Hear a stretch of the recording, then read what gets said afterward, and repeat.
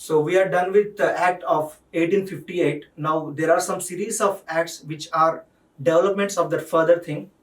So we need to see that there has been Indian Councils Act of 1861, 1892 and 1909. So from my experience, let me give you a very brief that among these acts, this 1909 Act is very important. I would be dealing it in detail when it is coming.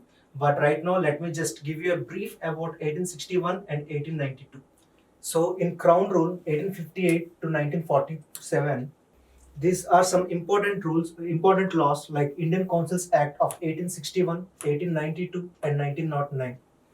So from my experience, let me tell you that this act of 1909 and another act of 1919, these are very much important. You need to have a special focus towards these two laws because they have been repeatedly asked in UPSC examinations.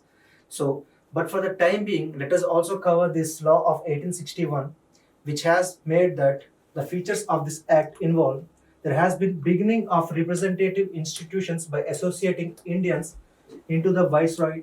He should nominate some Indians as non-official members.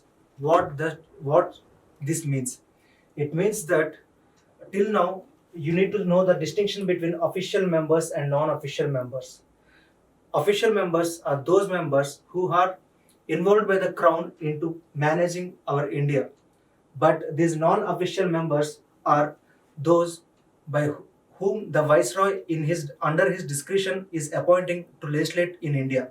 So there are some non-official members who are Indians who have been involved in this legislative council of the viceroy. Who are they? They are not these common people like you and me, but they are some royal people like the Lord Canning, the first viceroy, has nominated 3 Indians to his legislative council. These people are the Raja of Benares, the Maharaja of Patiala, and Sir Dinkar Rao. These three are involved in legislative making in the Legislative Council of Lord Canning, the Viceroy. So after that, we also need to see in previous laws, I have mentioned that there has been a centralizing tendency of taking whole legislative powers into the hands of Governor General of India. But in this Act of 1861, what has been done is there has been decentralization and restoring of legislative powers into the hands of Bombay and Madras presidencies. So whoever governor they are now given the legislative powers to legislate upon their subjects. So we will be also seeing that the legislative devolution has resulted that almost complete internal autonomy has been provided to these provinces, by which I mean there has been a centralizing tendencies in previous acts, but now what has happened? There have been new provinces established. If we take this as an Indian map, so there used to be some presidencies like the Bombay, the Madras, and here the Bengal and other presidencies like Northwest. These all presidencies have been there. So earlier what happened? The Governor General has been given the powers to legislate upon whole India. But by this Act of 1861, what has been done is decentralization of legislative powers have been given. By which I mean now these provinces could legislate among themselves. I mean to say there no need to be external influence in these provinces. They have their own autonomy in legislating the things. And also I have mentioned that in the Legislative Council of the Viceroy, there have been involvement of Indians as non-official members. So you also need to see that the Viceroy used to issue ordinances without the concurrence of the Legislative Council. During an emergency, the life of such ordinance was 6 months. What does this mean? You would be seeing in our present constitution that there are some terms called as ordinances. There are some terms called as emergency. So the birth of these terms was from this 1861 Act. What does ordinance mean? In normal working, what happens is people like our MPs, MLAs, they legislate upon a law like the Motor Vehicles Act. For example, they will see how this law is implementing to the society.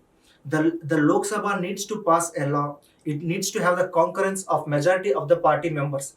If they are not agreeing for this law will not be passed as a law. It would be remaining as a bill itself.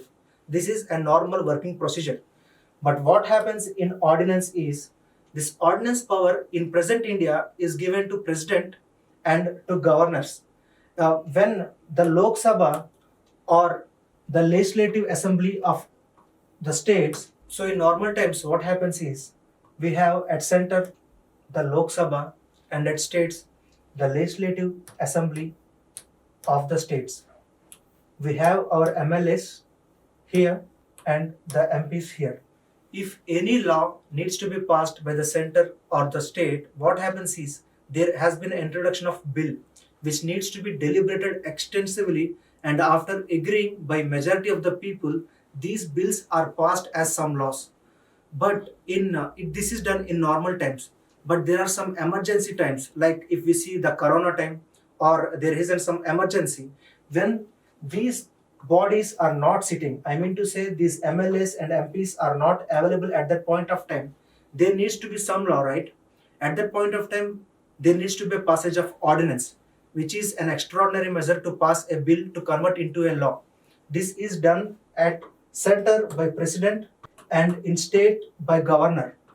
So this ordinance, this term ordinance has been came from this act of 1861.